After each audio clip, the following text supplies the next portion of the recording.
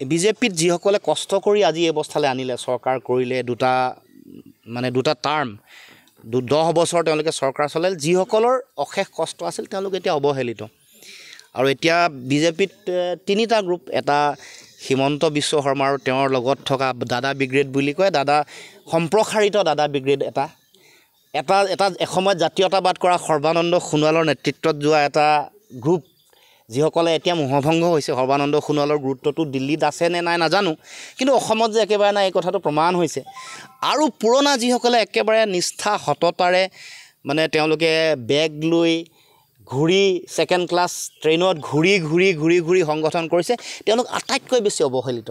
গতিকে এই 3টা গ্ৰুপৰ তেওঁলোকৰ দ্বন্দ্বৰ মাজত মই ভাবোঁ যে আৰু খহনীয়া বিজেপিলৈ আহিব। আৰু যিমান অহংকাৰ দম্ভ হ'ব, সাধাৰণ জনতাৰ প্ৰতি দায়বদ্ধতাটো গৌণ হৈ নিজৰ ব্যক্তি স্বাৰ্থ পূৰণ কৰি চিণ্ডিকেট, কমিশ্যন ৰাজ, দুৰ্নীতিত নিমজ্জিত হৈ যেতিয়া চৰকাৰ চলাব, সাধাৰণ জনতা ছেকেণ্ডেৰী, মানে কমন মানুহ দ্বিতীয় স্থানত আৰু তেওঁলোকৰ নিজৰ জীৱন জীৱিকা প্ৰথম স্থানত যেতিয়া মন্ত্ৰীসকলৰ মুখ্যমন্ত্ৰীৰ পত্নী পুত্ৰকে ধৰি সকলোৰে হ'ব, তেতিয়াহ'লে এনেকুৱা ধৰণৰ পৰিৱেশ আহিব আৰু খহনীয়া আৰু আহিব। এইবোৰ আপোনালোকে সময়লৈ অকণমান অপেক্ষা কৰক। অহাটোতো তেওঁলোকৰ বিজেপিৰ যিটো খহনীয়া, এইটো আপোনালোকে চাই থাকক। মুখ্যমন্ত্ৰীৰ অহংকাৰৰ আগত দপদপকৈ জ্বলিব গোটেই পৰিৱেশটো।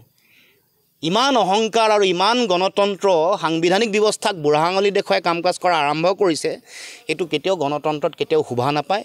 গণতন্ত্ৰত ৰাইজেই ৰজা আৰু সাধাৰণ জনতাৰ পূজা অৰ্চনা যিমান দিনলৈকে চলিব গণতান্ত্ৰিক ব্যৱস্থাত, সিমান জনতাৰ নেতা শক্তিশালী হৈ থাকিব। যিমান অহংকাৰ হ'ব সিমানে সোনকালে পতন হ'ব। সেই কথা উপলব্ধি কৰা দৰকাৰ আৰু লাহে লাহে তেওঁলোকে এই পৰিৱেশ দেখিবলৈ পাইছে।